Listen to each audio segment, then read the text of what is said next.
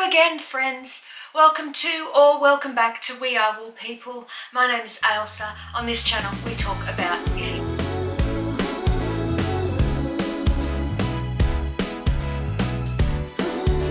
So it's fantastic to see you all again. I've been really busy the last couple of weeks doing lots of things related to knitting. I've been doing some dyeing, I've been on a workshop, and I've got some finished objects. So today I'm just going to do a very standard podcast for you where I'm going to tell you what I've finished, what I am going to finish in the next couple of weeks, what I've acquired, and I've actually got a big DESTASH and I've done a couple of yarny things. So let's just get into it, shall we? Yes.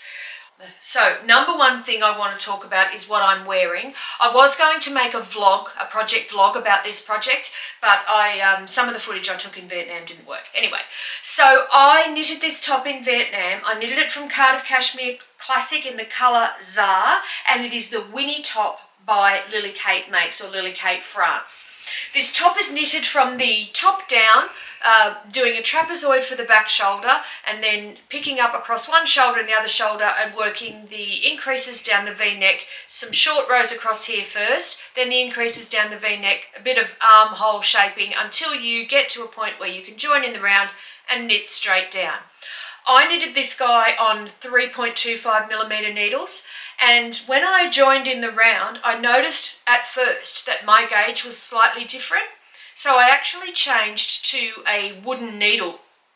I knitted the top on a metal needle and then I changed to a wooden needle, and that actually gave me perfect gauge. I don't know what it was about that. I think maybe the needle was a slightly different circumference, but I knitted the top with a Chow Gu, I think 3.25 fixed circular, and then the bottom with a Knit Picks, you know, the timber ones that have got the colours on them. Anyway, that one, Knit Picks 3.25 as well.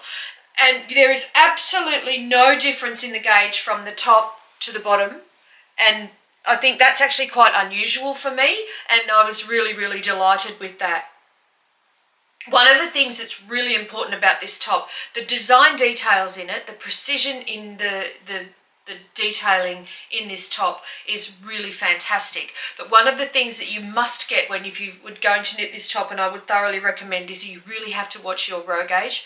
Your row gauge has to be spot on or thereabouts in order for this top to work, and that is because the number of rows that you later pick up, or the number of stitches rather, that you later pick up for your armhole trim has to coincide with the number of stitches on the piece of lace that you've just knitted, and that's really important, otherwise it won't work, particularly around the neck where at the point there are just a couple of stocking stitches in the lace ribbon that you more or less knit and then 3 needle bind off in.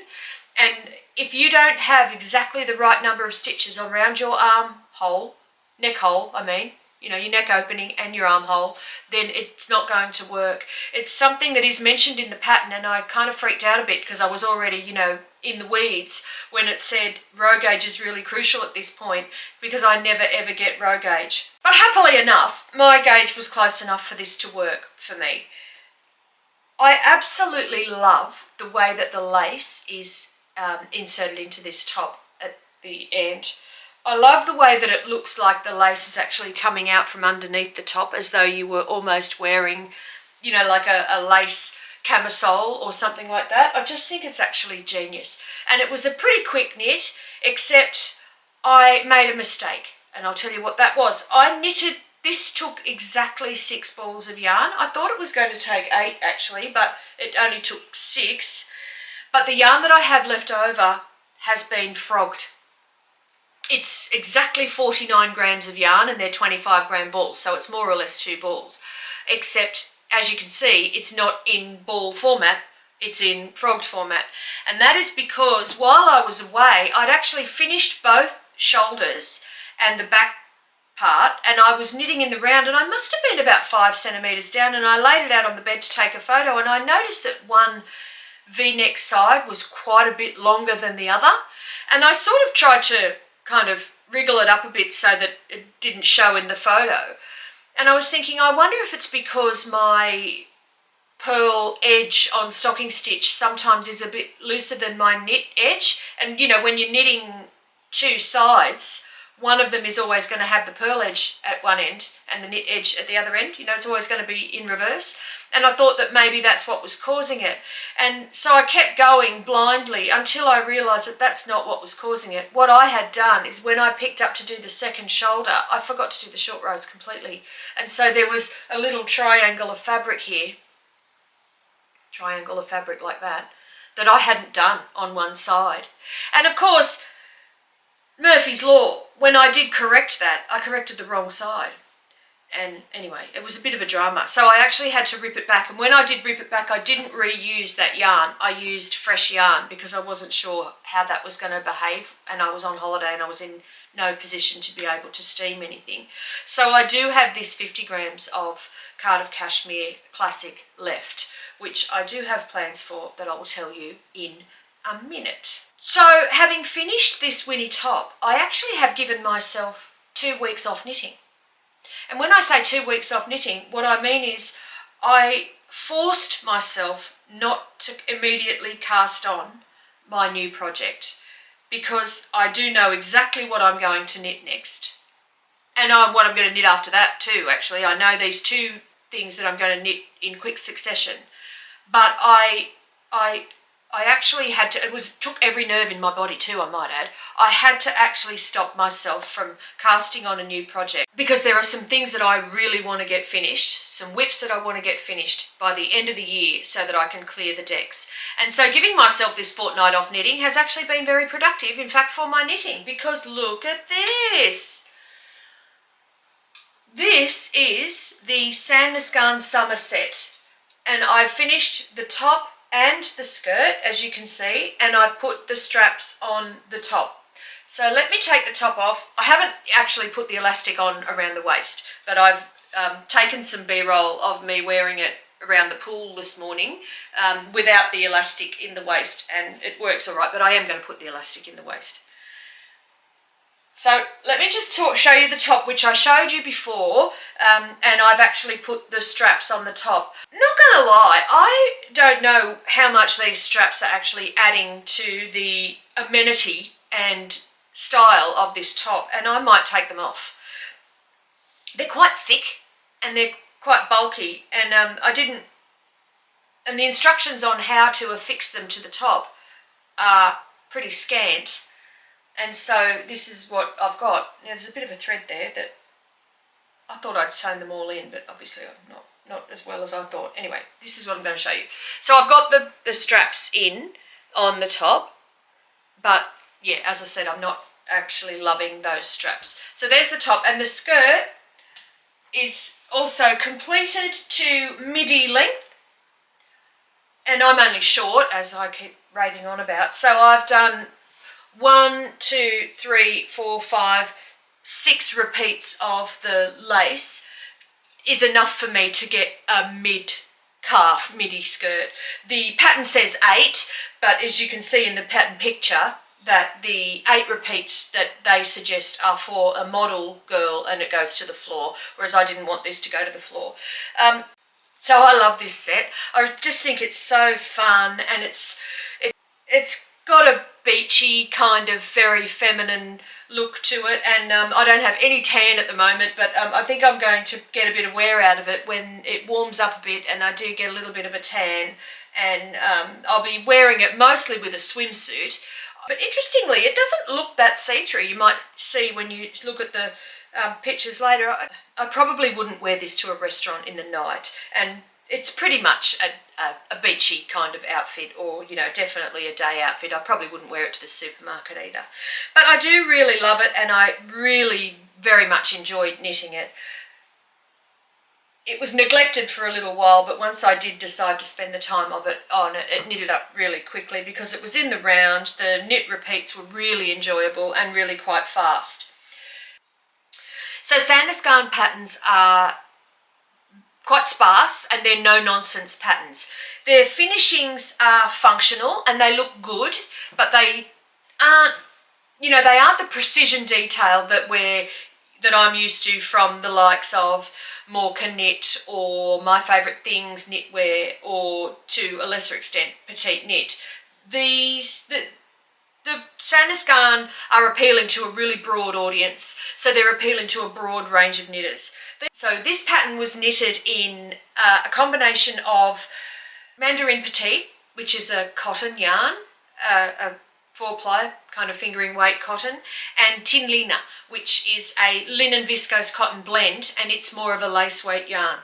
The drape on this is really lovely. The handle is very soft and dry. It's a bit weighty, but then I think that's probably all right for a summer garment because it does give it a bit of structure and turns it into something that's less of a floaty, you know, nothing piece and more of actual clothes. I knitted the waistband and the top band slightly thicker, I just wanted something a little bit more secure. But all in all, an absolutely really enjoyable, fun knit, and should have been finished weeks ago, to be honest. I just needed to spend the time on it. This again was gifted by Yarnicopia for their Sandnes Garn promotion, which ended at the end of September. Now, during my 2 weeks off knitting, I not only finished my Sandnes Garn set, I also made a cute bag. So I used that yarn that I bought at the yarn store that I went to in Ho Chi Minh City, La La Lin, which was primarily aimed towards the crocheter, and it was quite a cute little shop. Anyway, I found a crocheted bag pattern to use, and I bought 4 balls of this chenille kind of plushy acrylic yarn for, you know, it was really, really cheap. I think the 4 balls were probably less than $10. And I crocheted this little kind of trapezoid shaped bag in 1 night crocheting, 1 night putting together, literally a 2-night project.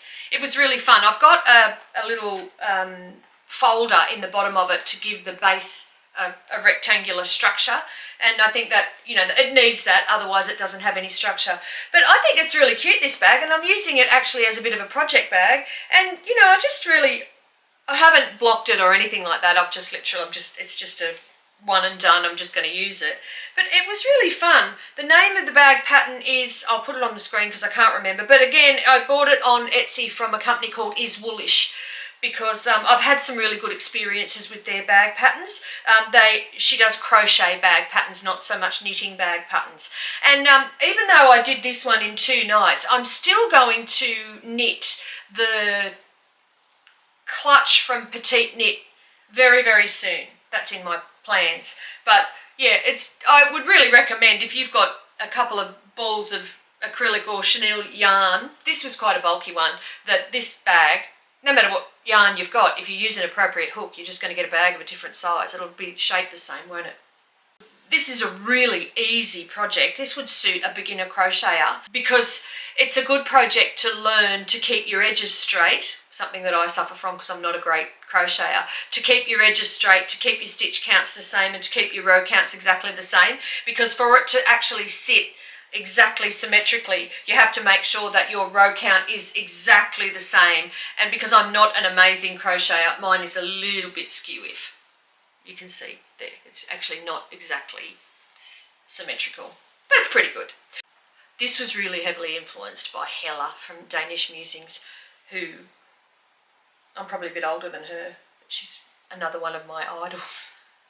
She's so stylish, and she was actually heavily influenced herself by another content creator who also had pictures that looked absolutely fantastic. But yeah, so that was a little crocheted bag that I finished during my 2 weeks off knitting. And I also finished a sock. Now, you probably know I'm not that much of a sock knitter, but and you potentially already know if you watch other Australian podcasters that I dyed up a few sock sets for some Australian content creators here on YouTube.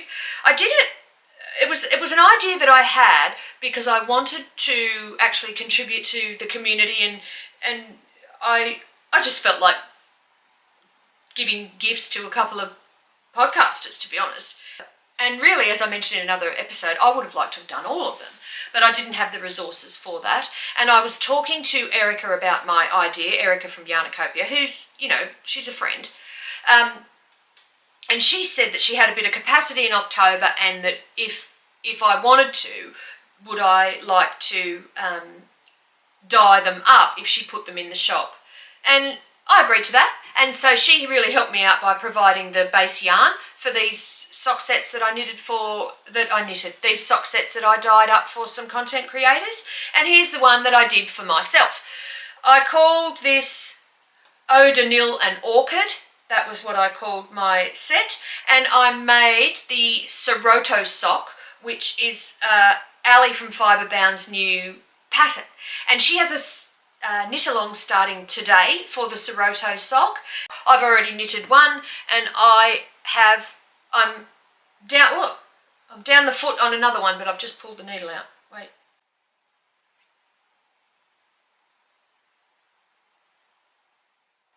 Okay, we're in. Okay, great. Thanks for that.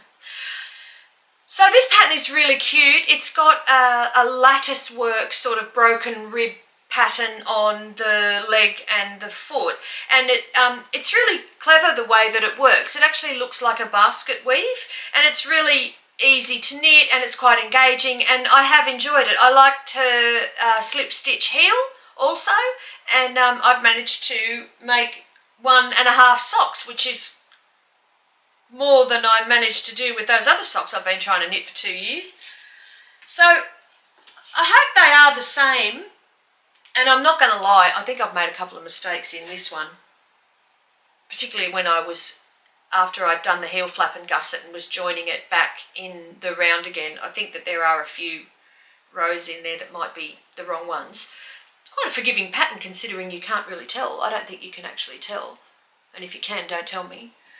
But there you go. So these are my SEROTO socks. That is Ali from Fiberbound's pattern, who she kindly gifted that pattern to me, and she's got that knit along starting today. And I might knit another pair of SEROTO socks during that knit along period, but I certainly will join that knit along and get this second sock finished. Hopefully by the end of next week, if I extend my no new knitting ban for another week, I should be able to get those off the needles as well. So there's my SEROTO sock. Now I also, during the time that I'm not knitting anything new, a couple of weeks ago I bought a sock set, or a couple of months ago probably now. Time flies, doesn't it? Oh God. Anyway, a couple of months ago I bought a sock set it's a Circus Tonic sock set that I bought from Finza, which is my local yarn store. And it is called Watermelon. The colour is called Watermelon. And here it is. And I'm just knitting a vanilla sock, like a very, very ordinary sock, on a 2mm needle. I knitted that one to pattern, and Ali's pattern suggests a 2.25mm needle, but I'm quite a loose knitter. So I knitted this one on a 2mm needle with 64 stitches around the leg, 60 rows, and now I'm down to 56 stitches around the foot. And I don't know how many rows I'm going to do. Now, the reason I know that I did 60 rows is because I copied 100% Michaela from Stitches in Stem. Because she makes beautiful socks and she's so technically proficient that if Michaela tells you to do 60 rows on the leg, then do 60 rows on the leg and your sock will work. The other thing I actually completely was inspired by Michaela from Stitches in Stem to do was the Fish Lips Kiss heel, which I'd never done before. I've only ever really pretty much done gusset and flap and gusset heels. Pattern, if you want to call it a pattern, that you can get from Ravelry. I will tell you this. It was published at a time when a lot of people had online blogs, knitting blogs online. I had one of those myself. And during that time, a lot of those knitting blogs, and I'm probably guilty of this as well, were an enormous amount of self-indulgent claptrap. This pattern is no exception. It's literally about 35 pages long to explain a short row heel method that could probably have been explained in one page. It is an enormous amount of self-indulgent claptrap to get through in order to find the nut in that pattern. I've no doubt that the technique that she uses and the method that she's describing in that 35 pages is brilliant. No doubt, it definitely is. Now the point of this pattern is that it's supposed to be easy to memorise, and once you've got it in your head, you'll never count rows on a sock flap, you'll never have to count any rows when you're doing a wrap and turn. You just knit the fish lips kiss heel and carry on knitting. And I have no doubt that that's the case. It is really good, but it's hard work getting to it in the pattern. Anyway, that's what I'm up to on the fish lips kiss heel. Interestingly, once I've got down to the 56 stitch circumference, my knitting is much tighter than it was on the 60 stitches, or possibly the 64 stitches. Or maybe I've got 60, hang on. I've got 60 stitches on the foot, and I must have had, say, 64 on the upper. So yeah, that's a vanilla sock. I'm keeping this project in this project bag that was made for me by my friend Donna from Random Knits a couple of years ago. And I was looking at it the other day, and she is such a good sewer. This bag is absolutely perfect. It's got a pocket in the front with clear plastic so you can put your pattern or see what you've got in there. It's got another clear plastic pocket in the back that's got a zip on it. It's got a zip across the top. It's got a little tab to carry it. And it's absolutely beautifully knitted, beautifully sewn. It's just perfect. I love it. And has ice creams on it. And I love ice cream. Ice cream is my big weakness. What's next? Right. I did a workshop with Pru Raymond from Dear Pru on Instagram and on Ravelry, and it was really good. I did one called Fit Knits, or Knits to Fit, and I did it at Finzer at my local yarn store with some lovely people, and I did it a couple of weeks ago on a Saturday morning. It was an absolutely fantastic course. I would say it'd be one of the best knitting workshops I've ever done. So what we did was we went through some patterns, we looked at pattern wording, we looked at things to look for, we looked at ease, we looked at gauge, we looked at lots of different things, and then she has a little hands-on element in the workshop where you actually measure each other and create your own little schematic of your own body measurements. It's actually really, really good. It was so easy, and the little system that she's developed, top notch. Thoroughly recommend you do the Knit to Fit workshop with Pru Raymond. I didn't do any of the others, but if any of the others are anywhere near as good as the one that I did, I would not hesitate in doing any of them. It was really great. Yeah, so if you ever get a chance to do a workshop with Pru Raymond, Dear Pru, do it. If you're thinking about whether it'd be worth it or not, it definitely would be. She was really great. Yeah, we had dinner with her that night too, as part of her weekend, because she was staying down here on her own.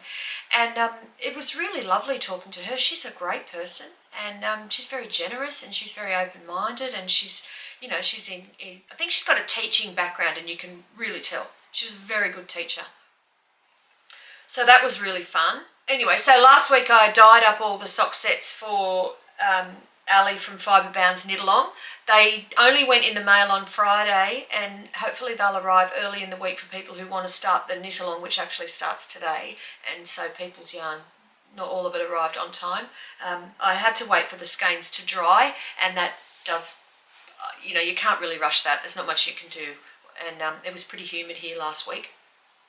But anyway, they're all in the post. They've all gone out. So moving on to acquisitions. One of my lovely viewers went to Rhinebeck, went to the New York Sheep Festival, Sheep and Wool Show, which is in Rhinebeck, which is in upstate New York, and it's a festival held every year in October. And I've never been. It turns out, I think I've said this before, I've actually been to Rhinebeck, but I went to Rhinebeck when I was like 20 years old as a camp counsellor, because I went to a camp in upstate New York, and I worked one summer at a camp in America, and it happened to be in Rhinebeck. But I had no idea back then. And I was probably there in October as well, but I had no idea back then, or even if it was on back then. But anyway, because it was a very, very, very long time ago. You know, like 40 years ago. But one of my fantastic viewers, Mary, went to Rhinebeck, and she actually sent me a message saying that she'd seen something while she was there that really reminded her of me, and she thought that I would like it, and she was 100% right. And would it be okay if she sent me something? And naturally, I agreed, because how lovely. Mary picked up for me this incredibly beautiful skein of Miss Babs lace weight yarn in the most gorgeous mulberry pink / purple, a little bit of goldy bronze and grey yarn from Miss Babs. Now we do have Miss Babs here, Mary, and but it's very hard to get. Only a few yarn stores keep it, and I don't think I've actually ever used Miss Babs yarn before, but I have heard of them, and I know she's a fantastic dyer. So this yarn is a lace weight yarn. It's a heavy lace weight yarn. It is 65% merino wool and 35% tussar silk.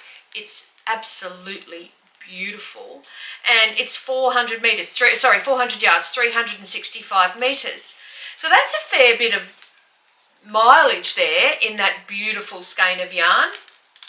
And she also bought me these gorgeous blue buttons. They're really, really beautiful too. I can't wait to find the perfect project for those. But I have already got the perfect project for this. This is what my plan is. So I'm going to hold this heavy lace weight yarn, which is merino and silk, with this lace weight alpaca from Garn. I'm going to hold those together, and I'm going to make myself a pair of pointelle socks. I'll put the pattern up because I can't exactly remember the name of the designer. I think it's 100 Acre Wood, but I might be wrong. And that's what I'm going to knit with those, and I'm really looking forward to that because I love this heathered yarn, this beautiful hand-dyed yarn. It's just gorgeous, and I think it's got a really lovely halo, and the silk in that merino is going to make it very strong, and also paired with this lace weight alpaca is also going to add a layer of strength to it. And so I think they're going to be just, I think they're just going to be a perfect combination for a pair of cozy house socks that will never be put into boots. They're just going to be worn around the house to keep my feet toasty when autumn time comes round. So that's my current plan that I'm going to make with that yarn, Mary. Thank you so much for sending that along. I really, really love it. Anyway, it came with a lovely card, and it was beautifully wrapped, and I was really touched. It's a beautiful gesture and a gorgeous gift. Thank you so much, Mary. I really appreciate it. And I hope to get to Rhinebeck one day, and then when I do that, I'll look you up and we'll be able to have a coffee. Living vicariously through my viewers who are lucky enough to be able to go to the New York Sheep and Wool Show in Rhinebeck. Alright, so acquisition number 2 was actually a kit that I bought from Sandnes Garn in last month from Yarnacopia, and I bought the kit for the Ridge sweater, which again influenced by my other identical twin Paige from Two Pearls in a Pod. When I say my other identical twin, you know that I said that Lily Kate France and I also identical twins. Well, Paige and I also identical twins. Anyway, but she knitted one of these. I think she knitted in different colours, and I really, really loved it. I think she actually, is this the one she felted? If she did, I'm very sad. I really like the way Sandnes Garn have styled this jumper here with the blue shirt poking out from underneath and the dark chocolate handbag. I think it looks really cosy and giving, you know, light academia vibes. I think it looks fantastic, and I'm really looking forward to knitting one of those. So the Ridge sweater was made with a strand of Peer Gynt held single for the main colour, and this fluffy ballerina chunky mohair for the stripe. And I bought these two colours, which are very similar to what's in the pattern. The mohair in particular, the chunky mohair is exactly the same. This one is slightly less mustard and slightly more coffee coloured. This is a new colour called Mocha Mousse. So they're the two colours that I bought to make that Ridge sweater. And I'm probably not going to cast that on until autumn because I really need to clear the decks for the next 6 weeks of the year or 7 weeks of the year so that I can reset for 2026. So I was really happy to get that Sandnes Garn summer set off the needles. And the next thing I'm going to focus on during my no cast on ban is this Rival tee, which I was doing as a test knit for Low Key Bold Knit. I really want to get this finished because I think this is a really great sporty piece. I think it's going to look good with a pair of denim shorts. It's going to look good with a pair of red wide leg kind of tracksuit panty trousers. It's got a really sporty feel. The feature of this is down the sleeve. I'll show you a sleeve that's partly finished. There's these 3 stripes down the sleeve, which is, you know, kind of sporty, almost like an Adidas kind of feel. I've knitted this in tin liner, held double, the colours, whatever this red is, which I think is tomato red, and the hot pink held together. Unusual combination, but I think it works really well for this fun, bright tee. So the reason I haven't finished this is because I'm not actually loving the process now that all the knitting is done and I have to do these edges. They're very, very labour intensive. So what I'm doing is I'm giving myself an hour a night to work on this, and I'm not putting any pressure on myself to finish it quickly, but by the same token, I'm not allowing it to just languish in the corner. And I'm going to chip away, small steps are still steps, and I am going to finish this before Christmas. This is the Rival Tee by Low Key Bold Knit. The next whip I want to focus on is my gal sweater. So I've just done a sleeve, and not even a whole sleeve. But I don't have much to say about it because I haven't worked on it and it hasn't changed since the last time you saw it. But that is going to be my next focus once I get these socks out of the way. So I'm looking forward to getting that finished because that is a really beautiful sweater. Although I'm doing it in a cashmere silk lace weight, so it's actually going to be quite warm. There's no rush for it, but that's the whip that I don't want to leave laying around, and I don't want that hanging around in that bag when 2026 rolls in. I want this to be much further along and maybe even finished, although that's probably a little bit ambitious.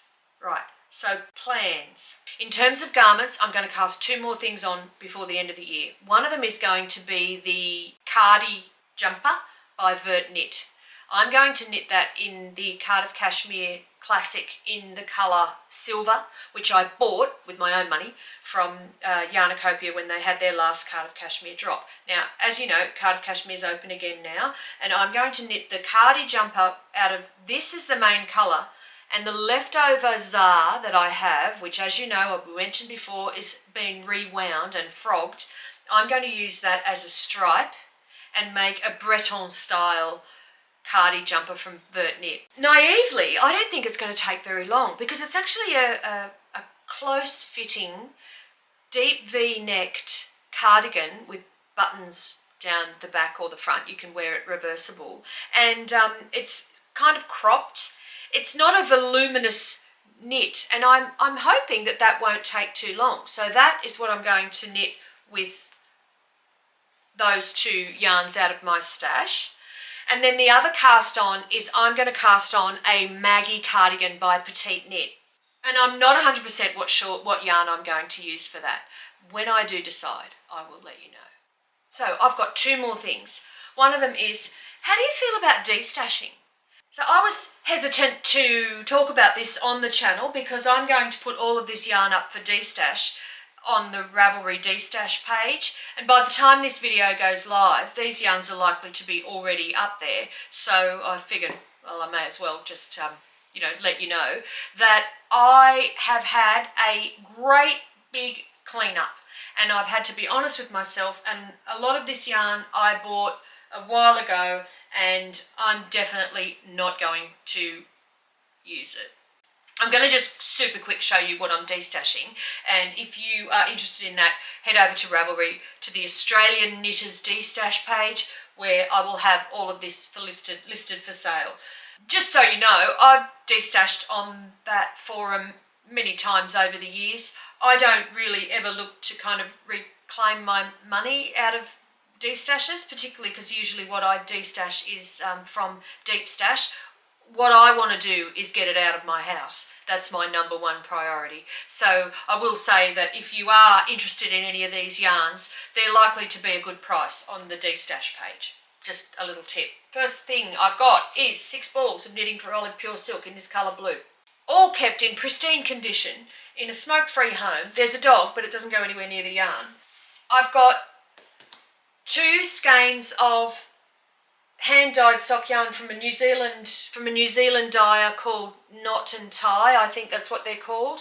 They are 4-ply sock yarn, probably on the thicker side, but they're the zebra striped ones where, you know, from time to time there is zebra stripes in the yarn, and it's this really beautiful 2 skeins that are matching in this lovely hand-dyed colourway that includes some mulberry and some bronze and a little bit of pale pink, and is very similar to that beautiful one that was bought for me from Rhinebeck, so it's right up my alley. I bought this yarn with 3 balls of Hulse Garn Super Soft in the colour Damask to make a pressed flowers shawl, but I'm never going to get to that project. So I'm going to be hoping to get rid of those as a single project.